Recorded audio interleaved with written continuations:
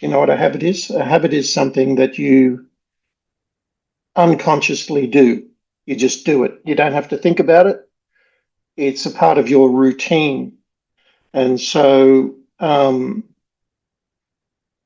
me go through the list with you today. So the first one is wake up early. And some people think early is 9 a.m. Personally, I think early is 6 a.m. or probably a little earlier than that, probably 5:30. So wake up early. And before you get out of bed, set your intentions for the day. Just lie there and say, my day today is, or I am. I am massively enjoying today because today is a day of opportunity. Today is a day of progression. Today is a day of outstanding joy, harmony, peace. Today is a day of sovereignty. Today is a day of abundance. Today is a day of growth and progression. Today is a sensational day, and I'm delighted to be alive. I'm very grateful. And set your intentions. It doesn't take long. You're really just setting your energy for the day. You're setting the way your brain is going to wire itself for the day. You're focusing on optimism.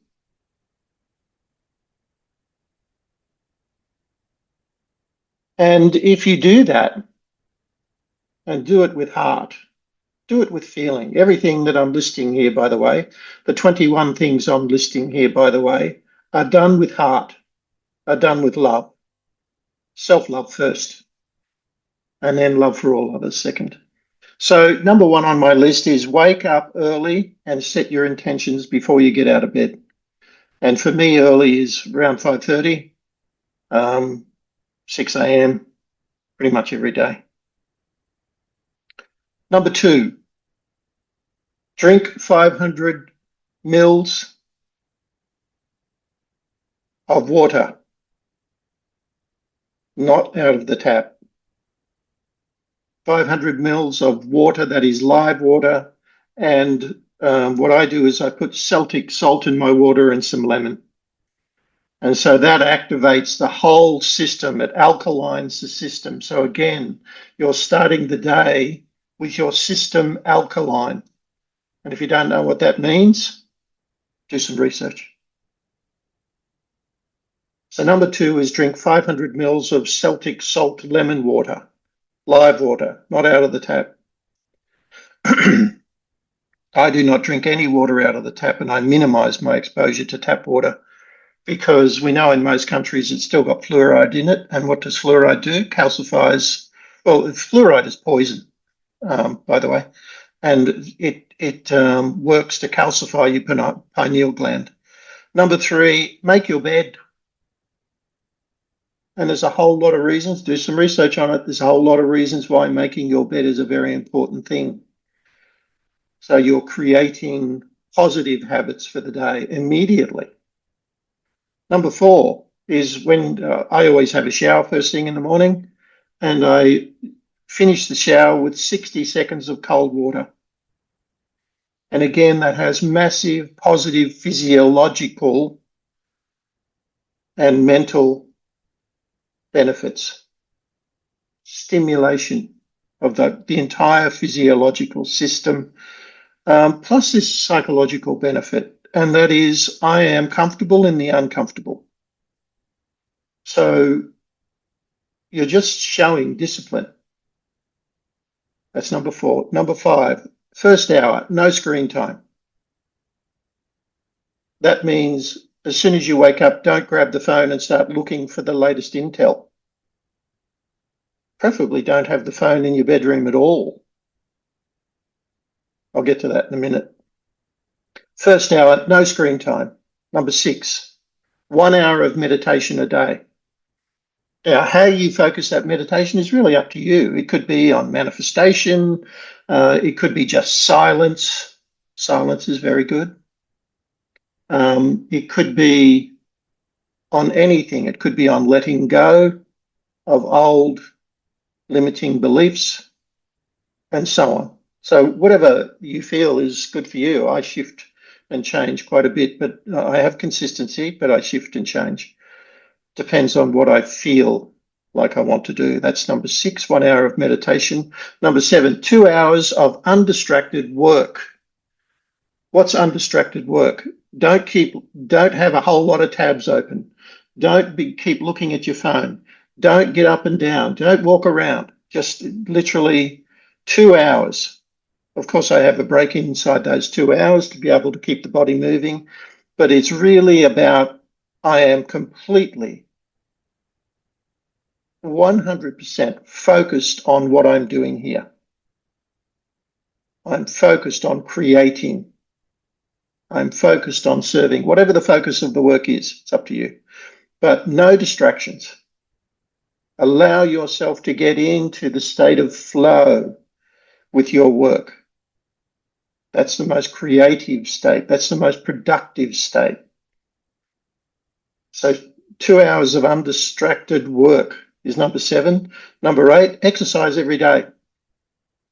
Now, for me, it's either a weight session, so it's lifting weights, and I do 8 compound exercises with 15 reps twice. So that takes me 45, 46 minutes. I've timed it, pretty consistent every day. And I do that twice a week. On every other day, I do Qigong. And my Qigong sessions are Qigong Sabashi 1, Qigong Sabashi 2. Each Sabashi has 18 movements. And I do those 18 movements 3 or 4 times each. That's 45 minutes. Drink 2 to 3 litres of water a day is number 9. Live water, real water. And I've spoken to you, I think, in the past about the fact that we access water from a company that is called Awake, and they call it spiritual water because they do meditations in the room, they do healing ceremonies in the room where the water is stored. They do all sorts of drumming ceremonies, meditation ceremonies in the room where the water is stored. And so the water picks up that vibration. As we know, water, who was the guy? Dr. Emoto did studies on water, and water can pick up the energy. So if you say nasty things to water, it destroys the water. If you say nice things to water, like love, gratitude, peace, harmony, the water restructures and becomes alive. And so they are making their water alive. And that's the water we drink and we use for cooking, and we use, so water my cat drinks. My cat drinks live water. So 2 to 3 litres of water a day is number 9. Number 10, read for 30 minutes a day minimum. And so I'm reading every day, constantly reading every day. And it may not be read, it may be an audio book, because I learn a lot through audio. So it could be an audio book, it could be reading a book, a traditional book, which is a nice kind of tactile thing. But reading is rewiring your brain. It's learning new things, it's growth and progression. When I say read something, I don't mean read the Intel or people's channels. I mean actually go buy a book and read it. And so I have 2 or 3 books open on Kindle. I have 2 or 3 books I'm moving through on Audible. I have a couple of books, physical books that I'm reading, and I'll just sit quietly and read. And usually it's for an hour or so. That's number 10. Number 11, gratitude diary. And now that could be a mental thing, or it could be an actual diary where you write it down. Writing it down is more powerful. And so just think of 3 things that you're grateful for every day. 3 things. and write them down. It's number 11. Number 12, do one thing that creates powerful, positive momentum to your true higher self-realization every day. Just one thing. Doesn't have to be big. It could be small. Small things done every day accumulate. And so just one thing where you say, this is taking me positively toward my true higher self, my source self-realization or ascension, whatever you want to call it. And so if you do one thing every day, it is a very powerful thing to do. Number 13, live in the present moment. You've heard me talk about this often. You create your future by what you do in the present moment, and the past is only serves to create as a learning experience, not as something you look back on and think I could have, I should have, I would have, if I just would have, or replaying conversations or any of that. Cannot change the past, you can just learn from it. But it's what you do in the present that creates your reality. Number 14, say no often. Unfortunately, we've been brought up to try and please everybody, which means we sacrifice everything for everybody else, or we're constantly worrying about what everybody else thinks or what everybody else wants. And so we say yes. And we lose a lot by doing that. So, of course, there's going to be times when you say, yes, of course, I'll help you. But there are people who say yes all the time to everything, which means they're sacrificing themselves to help others. So the process of saying no at the right time helps you to center yourself and focus on yourself. Number 15, silence every night, no phone in bed. For some people, this is going to be very difficult because first thing they do is go to bed and go to the channels and look at the intel or whatever. I find it's a really interesting discipline to just leave the phone out of the room. So when you go to bed, blacken the room as dark as humanly possible, because that's what stimulates the secretion of melatonin, so you can sleep. You sleep better, sleep more deeply. There's another practice I'm doing before I go to sleep at night is I'm using the De Silva method. I don't know, do some research on this, but there's this guy, I think his name is Jose De Silva, and he's got a simple little method for manifestation. And so I go to bed and I'll lie there. I'll go into gratitude, thank you. I'll do something else, which I'll talk about in a moment. And then I'll do a visualization. I'll use the De Silva method and do a visualization, which is literally, the whole idea is not so much a conscious thing. It is to activate the non-conscious mind to do the work while you're asleep. And so that's very important, is to set the tone of how your non-conscious mind is working as you sleep, because your non-conscious mind is working 24 hours a day, 7 days a week, never stops. If I can remember, the conscious mind, if it were a computer, is moving at about 200 bits, 2000 bits per second, if it were a computer speed. Conscious mind is working at 2000 bits per second. Non-conscious mind, 400 billion bits per second. Conscious mind, control of perception and behavior, 2%. Non-conscious mind, 96, 98%. Now, why is that? Beliefs. The beliefs are stored in the non-conscious mind. And the beliefs are what we create habits around, because that's what we believe to be true.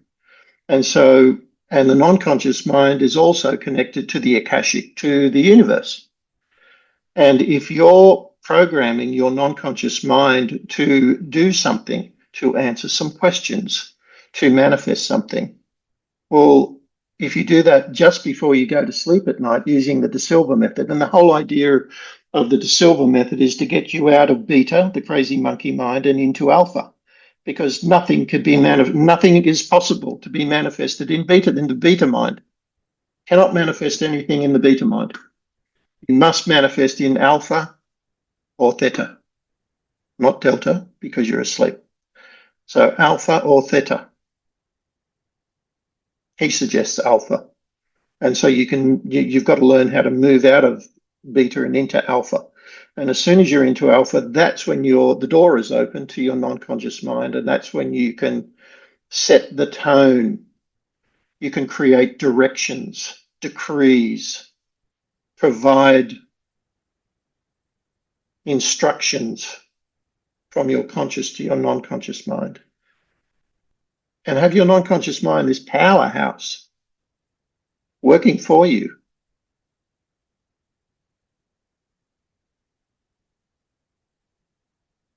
So that's number 15, silence every night, no phone in bed, and do your work before you go to sleep on your non-conscious. Number 16, eat clean. Eat clean food. What that means is stay as far away from fast food, processed food as you possibly can, because most of it's not food. Most of it is full of chemicals, poisons. Most of it has no nutritional value whatsoever. It tastes good, but how long does the taste last? To what, a minute? So eat clean, and for me, that's organic. Try and find the real organic food. Most supermarkets have pretend organic food. So try and find real organic food and eat clean. Eat live food. Eat food that's not been processed. Next on my list, number 17, fast. Simple memory mnemonic for fasting. Fasting equals healing. Fasting equals healing. What do dogs do when they're sick? They go lie in the corner and go to sleep, and they don't eat.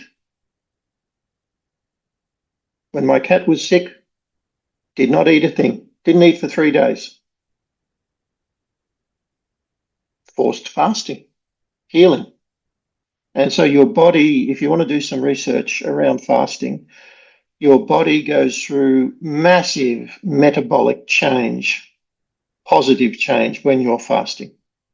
It actually gives your body a chance to heal, to self-regulate, to go through all the process it needs to go through to improve itself, to heal itself. And so for me, the fasting is 16-8, 16 hours of fasting. So I never eat breakfast, and 8 hours of eating, which is really just 2 meals. So lunch at around 1 o'clock, dinner at around 6 o'clock, 16 hours of fasting after that. Number 18, clean, tidy living spaces. Keep everything as clean and tidy as you possibly can. And there's a good argument for minimalization. Less is more. You just don't need all this stuff. We've been brought up in a consumerist society. I'll never forget the first time I was in the US, and this is not discriminating against the US, but the US has become a consumer economy. And I went to the US for the first time, and my friends took me in 1 week to Costco and then Sam's Club. People from the US will know what I'm talking about. The first thing I noticed was that the trolleys that you take to go and buy your stuff were twice the size of Australian trolleys. Well, why are they so big? Well, you can put more shit in there, right? And then everything was sold in packs of multiples. Everything was bigger. Buy more. So instead of buying one of these, buy 10, buy 20. And you've got the big trolley to fit it all in anyway. And so that is just us being consumers. Let's just buy more stuff. We don't need it, actually. We don't need 95% of all the stuff we buy. We just don't need it. It doesn't add any value to our life. And so minimalist is good. Clean and tidy living spaces. That's number 18. Number 19. And this was what happens before the De Silva method at night, is to do, so I have 3 practices when I'm lying in bed. Number 1, gratitude. Number 2, a nightly review of 3 wins and 3 learnings from the day. Dr. Joe Dispenza recommends this highly. And so what went well? 3 things. Very good, very good, very good. What can I learn from? Not mistakes, not failures. What are 3 things that I think I can improve? I think I could have done that better. How could I have done that better? Like that. Very good. I think I probably could have done a little bit more work on that and improved that. Yes, how could I improve it? Like that. Okay, good. And there's this thing here. Yes, didn't pay attention, was lazy or whatever. No good. Okay, so I can improve that by doing it this way. No, don't focus on self-incrimination. Just focus on what can be done to improve. The improvement is the focus, not the act of not doing good enough. We don't want to focus on that. We just want to look at the thing and say, how could I have improved that? I could have improved it like this. Okay, make a mental note. And the mental note is not a conscious note. It's a non-conscious note. It's in the subconscious mind. That's where the learning is happening. Very powerful. So again, the nightly review for me is I start with gratitude. I then go to 3 things that went well, 3 things that I can learn from. And then I go to the De Silva method, and mostly it's manifestation for me. Mostly it's visualizing the end state. This is where I am. It's real, it's true, it's mine, I'm living it now. I'm feeling it, I see it now. And then I finish that visualization. Only needs to be a minute or 2. Then I finish that visualization with, and so it is, and so it shall be, done, done, and done. Number 20 is positive, respectful inner talk. We do have a tendency, we've been programmed to do this, by the way. It's not a natural thing. We do have a tendency to recriminate ourselves all the time, to think negatively all the time. You would remember in the core leadership workbook, I said somewhere that 2 independent research studies a decade apart revealed that 75+% of all our thoughts every single day are negative in nature, and mostly negative about ourselves. So we're constantly punishing ourselves through our thoughts. Could have done this, could have done that. Why didn't I do this? Why didn't I say that? And it just goes on and on and on. And so you've really got to take back control of your thoughts and focus on what is going well. Positive self-talk. Be kind to yourself. Be respectful to yourself. And get that inner narrative working for you rather than against you. That's number 20. Number 21 is remember, no one is coming to save you. The government's not coming to save you. Medical practitioners are not coming to save you. The police is not coming to save you. The educational institutions are not coming to save you. You know, all those traditional collectives that we've been programmed to believe are coming to save us. They're not. You need to save yourself first. And so how do you do that? Getting clarity about really who you really are and why you're here, your true higher self and your reason for being, your divine calling. And then go about creating that. Then go about serving yourself and then others. Serve yourself first. Yourself is always first. It's not selfish to look after yourself first. I remind you of a conversation I had with Victoria when we first met.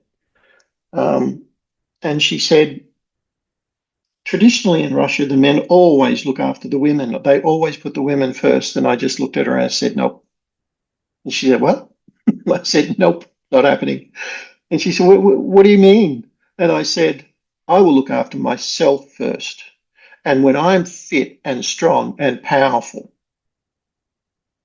and when everything is going well with me, I am better equipped to look after you. You're next. But if I sacrifice myself for you, then I won't be serving you for very long or very well. So I come first and then you come second, just as you should serve yourself first and then put me second, if that's your priority. And so she went, I get it. Yeah, okay, let's do that. And it was that quick. And so no one is coming to save you, waiting for somebody to save you, Trump to save you, whoever. They're not saving you. Let them go about doing their work. You need to do your work. And after all, isn't that why we're here? And we're not saving ourselves. We're learning how to thrive in whatever environment it is. It doesn't matter what the environment is, the external environment. That, in many respects, is just a reflection of who you are anyway. Look in the mirror. What you see is a reflection of you.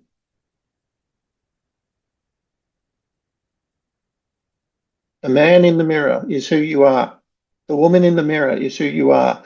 The life that you're experiencing is a reflection of your thoughts, your beliefs, your actions, your vibration, your intentions. And so take back control and make your life a reflection of what you passionately intend it to be, and not the external controlling you. In many respects, we have to still live with it, but that doesn't mean you're compliant to it. So there's my list of 21.